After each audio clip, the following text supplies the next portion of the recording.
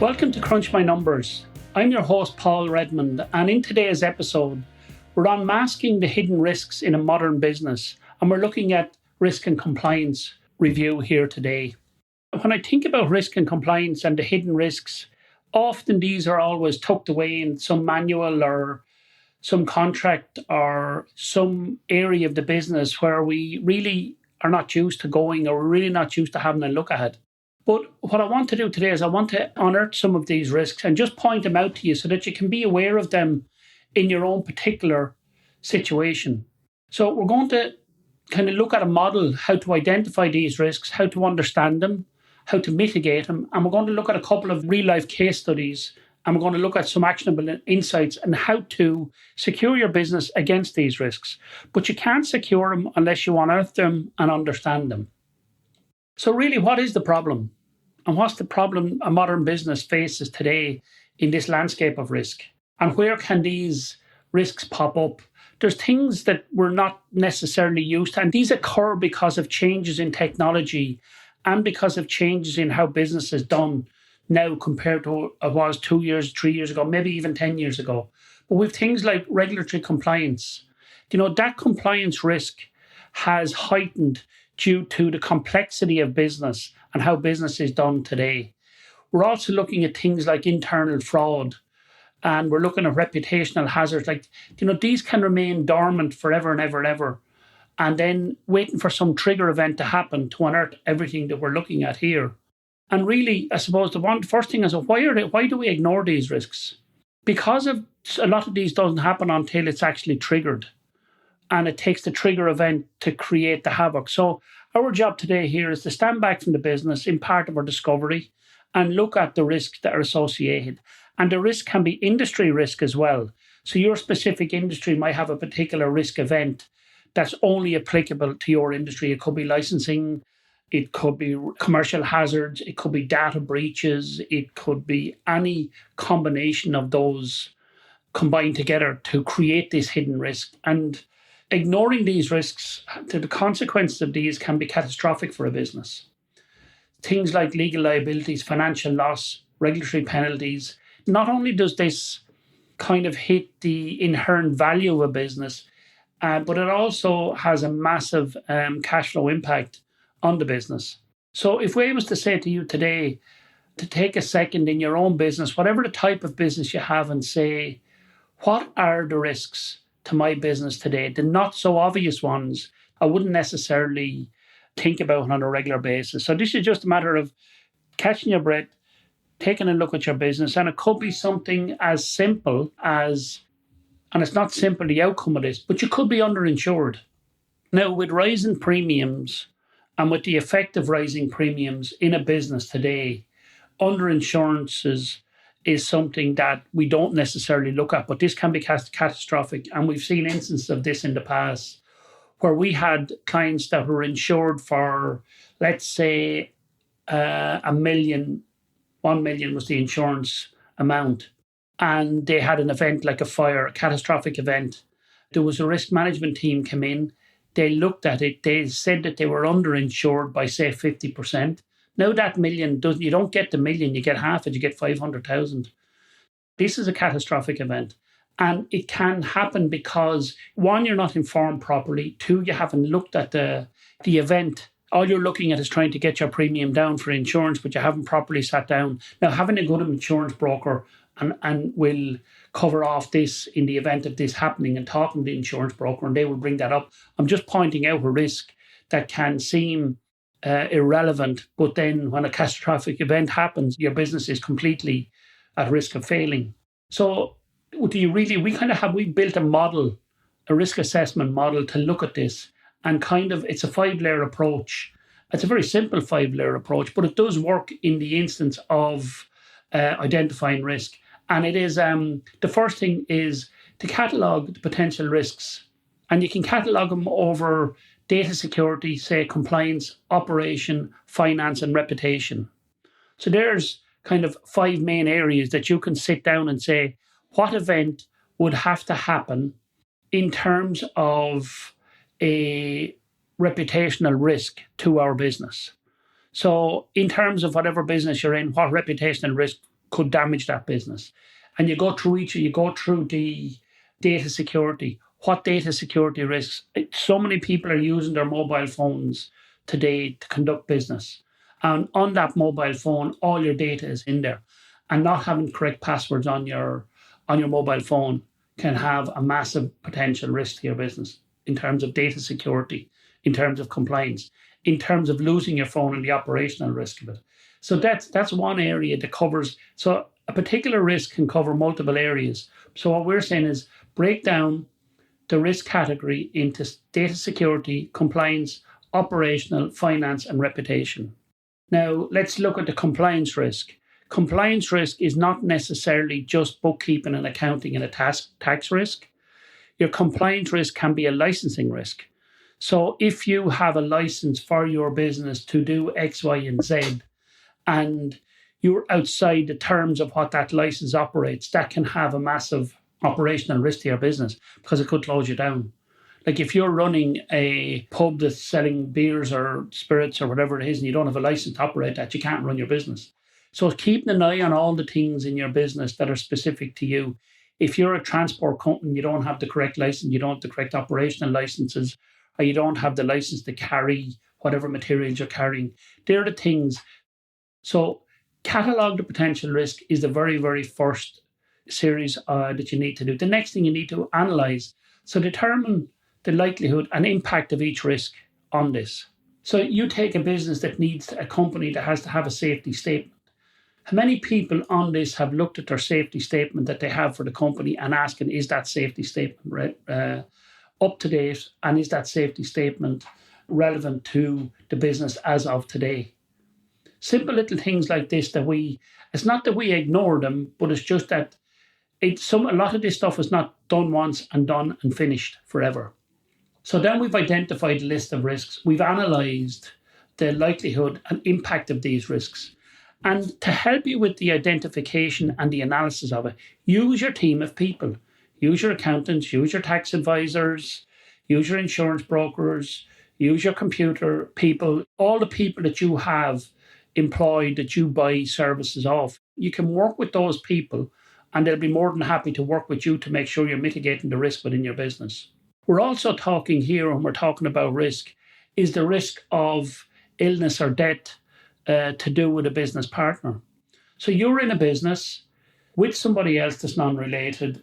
Something happens to you, you pass away, and what happens to the shares of your business and the shares of your business? Potentially, you end up working with the family of the person that you were in partnership who mightn't be appropriate. So that is a really, really serious risk. And we've talked about this in a previous episode on the podcast in detail, and I'd refer you back to that episode. But what I'm saying is the risk comes in all shapes, sizes. So, your health risk is one, but the health of the business is another risk. So when we've identified the risks, we've analysed the likely impact of each risk. Now we prioritize. We use a risk matrix and we rank this high, medium, low, 1 to 10, whatever ranking system is appropriate. So we rank the risk by urgency and potential damage to the business. That's the third step in this. The fourth step in this, we create strategies to minimise the impact. That could be stronger internal controls within your business. It could be outsourcing certain work to the professionals and making sure that they're covering off on the compliance risk, maybe tax risk, bookkeeping risk. So that's that side of it. And then you're looking for ways to create a strategy, as I said, to minimise the impact, from stronger internal controls to better vendor vetting. So you also need to vet the people that you're giving credit to. So your debtors, the people who owe you money, you need to vet them. But you also need to vet the other side, the people who you're having a relationship with, who's a massive part of your business. For instance, your computer. If you're in a business like we are in accountancy, the computer providers are massive and they're huge impact. So anything happens to them, it has a massive risk to our business.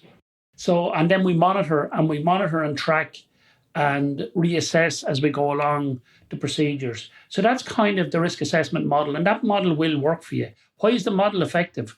Because this structured approach breaks down a vast complex issue into simple actionable steps. So by compartmentalizing, by creating resources and allocating resources to this, we can stay compliant. but we can maintain a proactive stance in our risk management. So it is something that we don't talk about, it's something that we don't look at, but it's something that is really, if it happens, it has this catastrophic risk to the business. So why do the risks matter, and what do they mean? Like, what's the impact of a risk? So if you take a data security risk, with the increase now in remote work and digital transformation, businesses are more exposed than ever to cyber threats. We've all heard so many horror stories of friends and people who have lost money in the bank because somebody has broke into their account. This idea of data and this idea of people attacking our systems is stronger than it ever was. Their ability to do it is easier now than it ever has been. So not updating systems and not updating security measures like password protections, the simple things that you can do can have a very strong deterrent to people. Multi-factor authentication, dual multi-factor authentication, it's a pain in the neck, but it's so important. Do you know what I mean? So in terms of a simple little thing like that, that's why the risks matter. Non-compliance with regulations, this is a huge issue. Like GDPR, like industry-specific laws, these can risk not only the reputation risk, but it can also lead to massive fines. And a fine it's not a deterrent, but it is very, very punitive in the case of a risk that you should have known about your business. And then you have this public perception of the brand. It makes your brand very fragile. One mishap can take years to build back up that brand. So what I'm saying is, like, if you think of risk as, say, the whole lot of interconnected wires behind the wall in your house. So you have a house, you have an electrical system behind the wall, and this is all connected into a motherboard, and this creates the whole system. So one shortcut in any one of those risks can bring everything to a halt.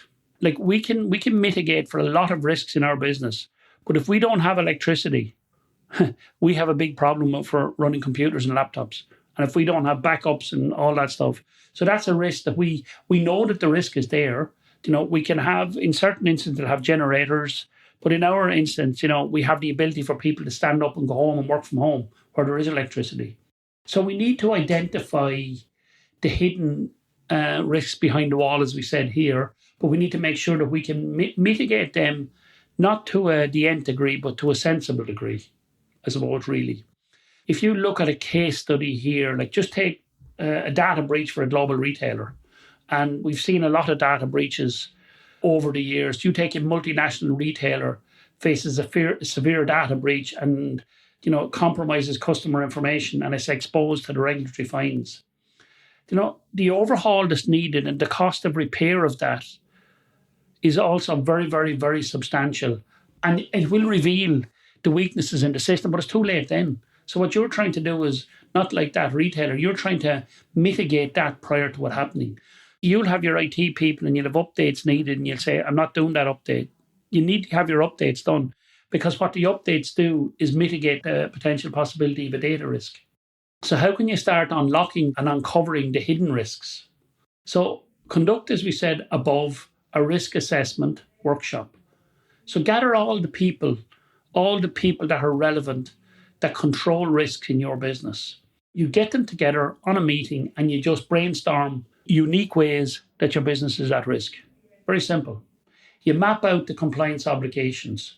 So you take those obligations and you map out what should happen in the event of a risk and where the risk lies. Then you implement a continuous monitoring and a continuous improvement strategy for that.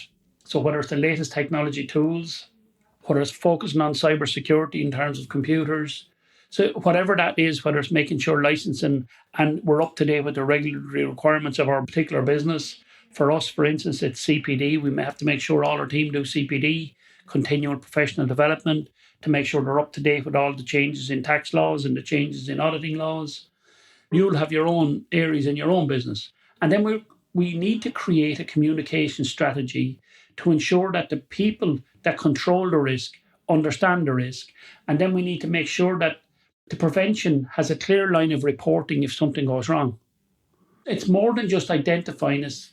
We need to have the actionable steps over here to make sure that once we identify the risks, once we have sat down and done our risk assessment model, we've then actually went from a risk assessment model to uncovering the risks. We've then put a plan in place. We've looked at our business. So there's really the steps that you need to take in terms of this.